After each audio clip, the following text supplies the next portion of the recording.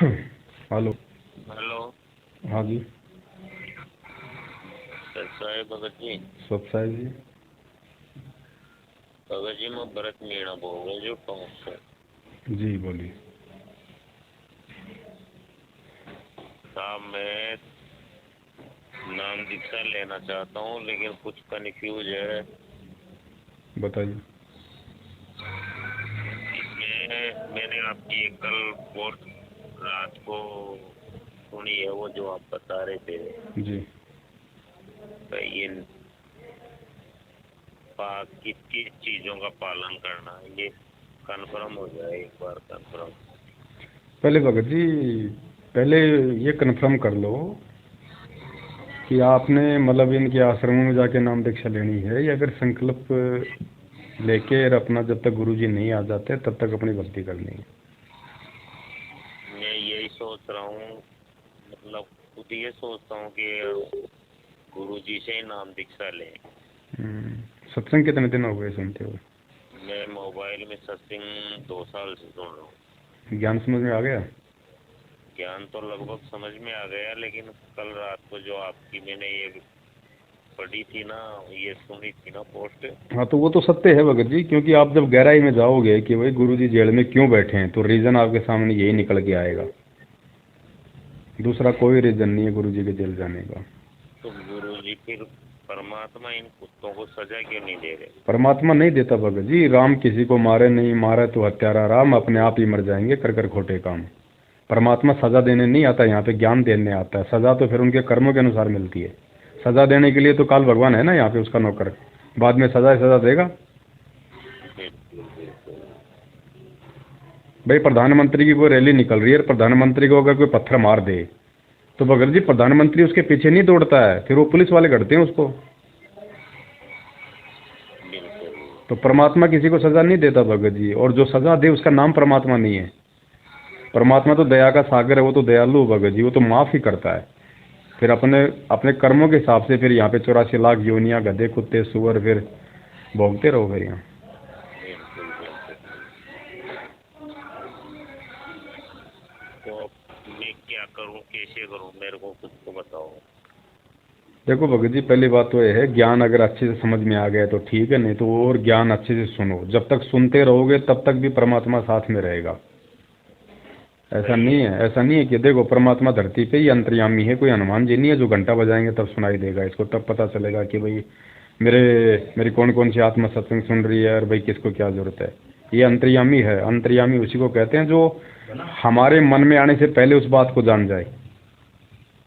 नहीं, वैसे सत्संग तो मैं 2 साल से सुन रहा हूँ कंटिन्यू। दिन में भी सुनता हूँ, रात में भी सुनता हूँ। बच्चे परेशान हो जाते हैं कि अब बंद कर लो। हम्म। बाकी मैंने अभी 2 महीने से तो क्या घर से बाकी इन सब देवी देवताओं को भी निकाल दिया। इनको मतलब नहर में विसर्जन कर दिया मैंने सबका। परमात्मा का पोस्टर लगा दिया। हम्म। जोत जोत डेली जलाता हूँ मैं। ठीक है। और बाकी इसके अलावा और मैं कुछ नहीं कर रहा फिलहाल। जब तक गुरुजी नहीं आ जाते हैं तब तक करने की ज़रूरत भी नहीं है। जितना ज़रूरी है उतना आप कर रहे हो भगत जी। इसको थोड़ा सा अगर विधि से कर लोगे ना, जैसे संकल्प क्या होता है कि यदि हमें सत्संग सुन के समझ में आ गया संत के विषय में, और उसके बाद अगर गुरुजी आश्रम में है जब, तो जाके नाम ले लें हम। अब नहीं है तो ऐसी स्थिति में क्या करें? ऐसी स्थिति में हमारे सामने एक ही ऑप्शन बचता है कि हम अपने घर पे उनका एक दरबार सा लगा लें, जहाँ भी जैसे भी आपने जो फोटो लगा रखी है गुरुजी को, दरबारी कहते हैं उसको। दरबार का मतलब ये नहीं कि उसको लाइटिंग कर दे और उसको बहुत ज़्यादा उसको सजा दे और बिल्कुल 24 घंटे उसमें केले संतरे रखे, वो दरबार होता है जैसे श्याम बाबा का होता है। नहीं नहीं, है ऐसा ना? कुछ नहीं। दरबार भगत जी दरबार होता है। दरबार का मतलब जहाँ पे आपके इष्ट देव की फोटो है। बिल्कुल। ठीक है। अब जब आप मान लो झोपड़ी है तो झोपड़ी में रखोगे भगत जी, तो वो दरबार ही है वो परमात्मा का, जहाँ पे भगवान साक्षात विराजमान है सूक्ष्म रूप में, वो दरबार ही है। उसके बाद में आप वहाँ पे दंडवत करके उनसे संकल्प कर दो कि गुरुजी आज के बाद में मैं अन्य किसी की पूजा पाठ नहीं करूँगा। आपका ज्ञान मेरे समझ में आ गया है, आप ही परमात्मा हो, और आपके आने के बाद मैं नाम दीक्षा लूँगा। तब तक मैं आपकी 3 समय की आरती करूँगा और आपके सारे नियम निभाऊंगा, आपका मैं सत्संग सुनूंगा, आप अपने दया दृष्टि मेरे पे रखना, मैं आपकी मतलब जोत जलाऊंगा अपने घर पे देसी घी की खड़ी बत्ती की। तो परमात्मा आत्मा के साथ हो जाता है। जिस भाव से जिस श्रद्धा से आप उनको भगत जी प्रार्थना करोगे, संकल्प करोगे, उसी हिसाब से परमात्मा आपके साथ में रहेगा। सीधी सी बात ये है। हाँ, तो ये तो मैं कर रहा हूँ 1.5-2 महीने से।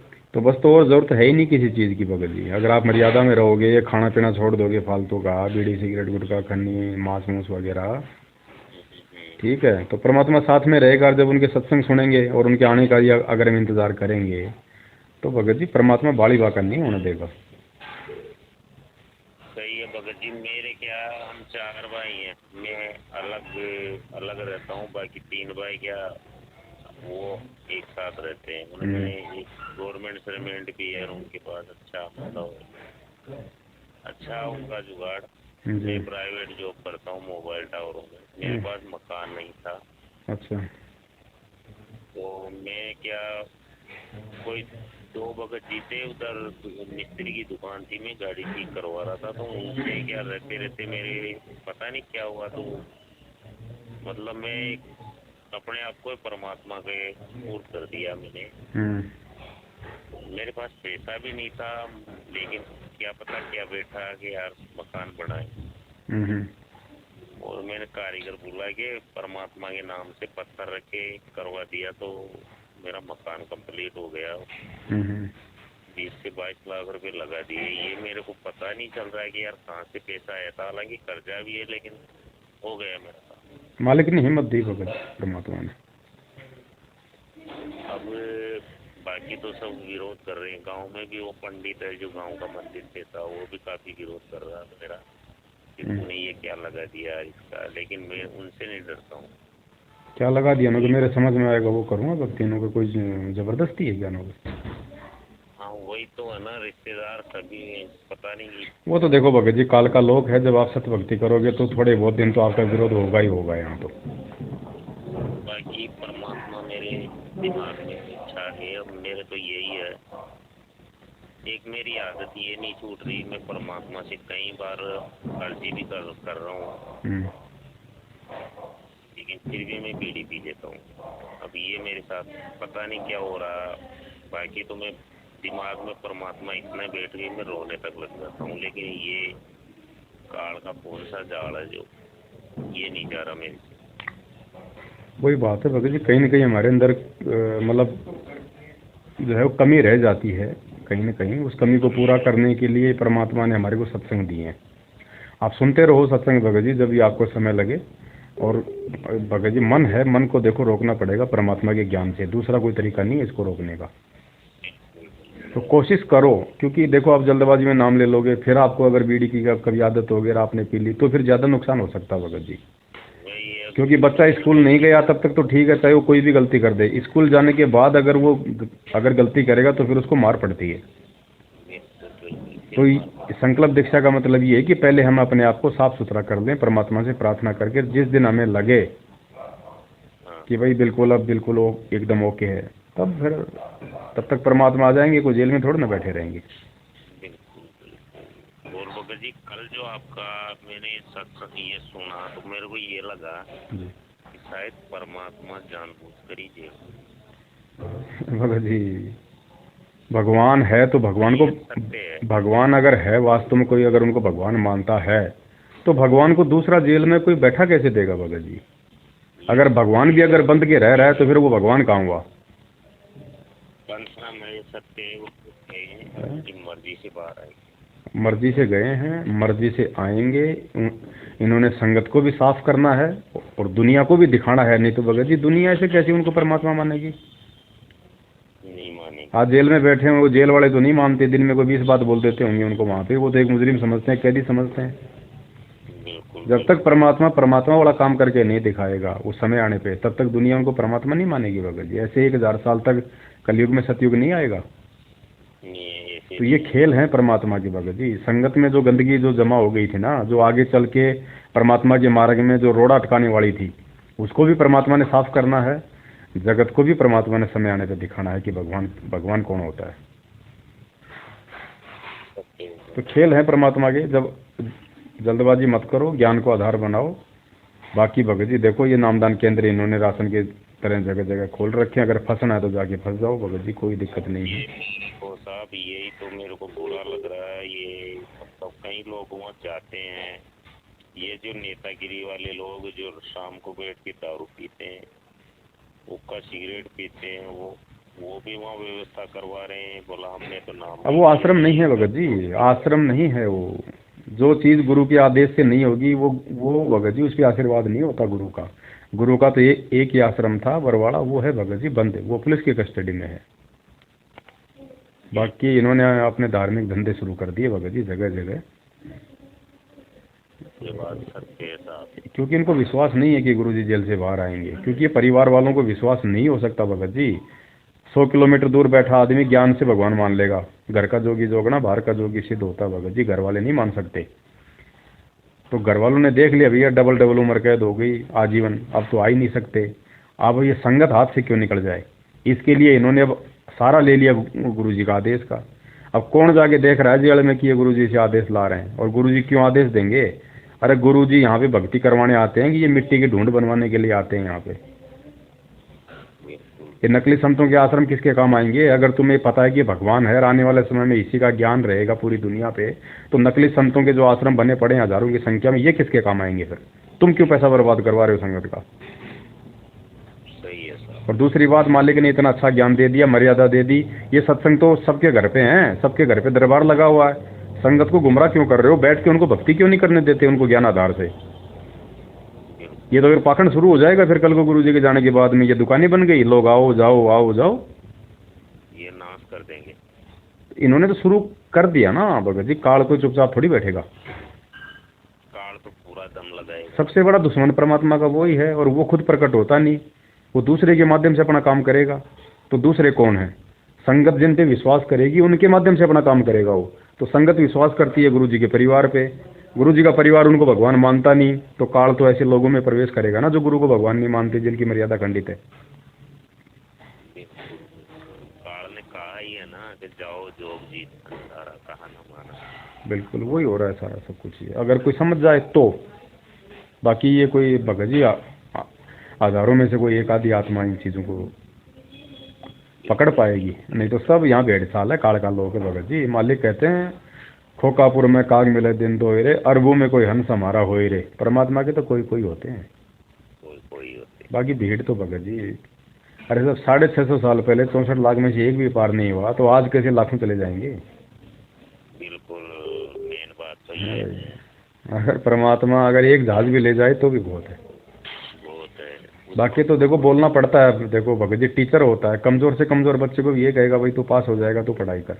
तो गुरु जी का तो ये हक है बोलने का भाई, वो तो हमारे को हिम्मत देते हैं कि बच्चों भक्ति करो, सारे सत लोग जाएंगे, जहाज के जहाज भर के जाएंगे। लेकिन जाएगा कौन? जो मर्यादा में रहेगा अंतिम समाज तक और गुरु को भगवान मानेगा वही तो जाएगा, मर्यादा भी तो है। या फिर वैसे ले जाएगा गुरु जी? अब देखो कौन कौन गुरु जी को भगवान मान रहा है? भगवान तो जेल में बैठा है, और ये यहाँ पे कागज़ की फोटो दाढ़ी मूंछ वाले कबीर को भोग लगाए जा रहे हैं, तो कहाँ से पार हो जाएंगे भगत जी? नहीं मेन बात आपकी रात वाली पोस्ट ने साहब मेरी आंखें खोल दी वाकई। समझ में आने चाहिए भगत जी। बाकी हमारा किसी से कोई राग द्वेष नहीं है, कोई दुश्मनी नहीं है। मैं तो खुद ही भगत जी भी 2.5 महीने की जेल काट के आया हूँ, इन्हीं लोगों ने जेल करवाई है मेरे को, इसी सच्चाई की बदौलत। बाकी ये तो सत का मार्ग भगत जी, जब बाप 8 साल से जेल काट रहा था, हमारे 2.5 महीने में क्या फ़र्क पड़ गया? क्या फ़र्क पड़ गया?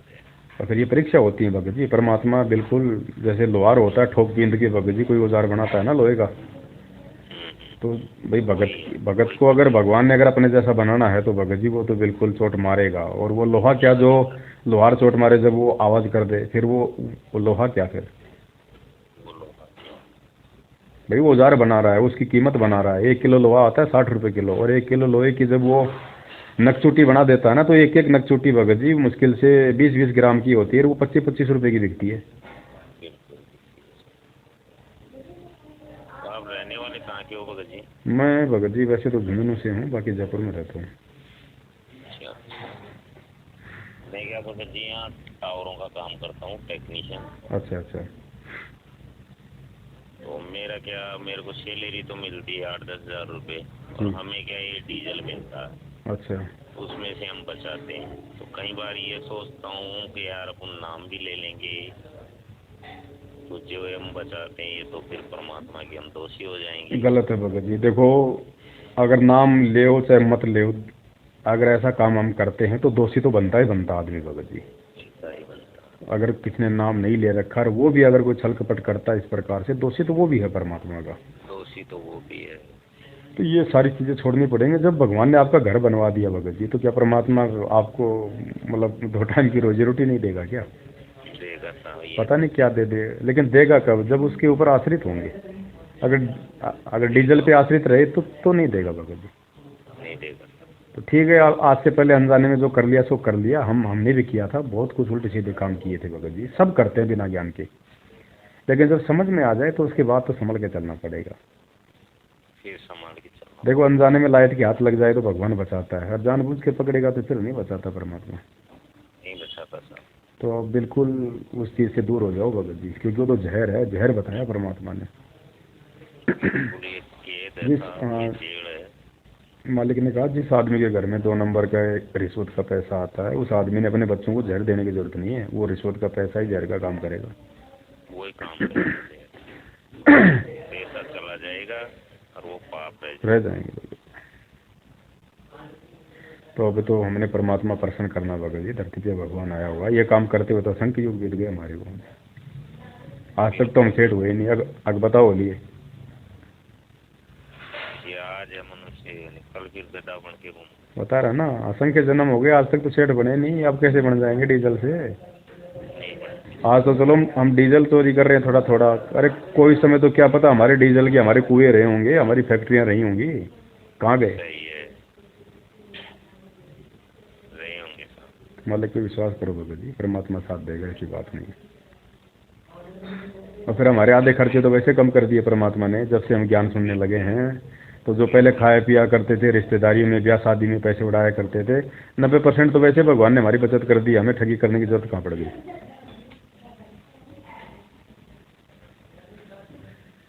बिल्कुल साहब।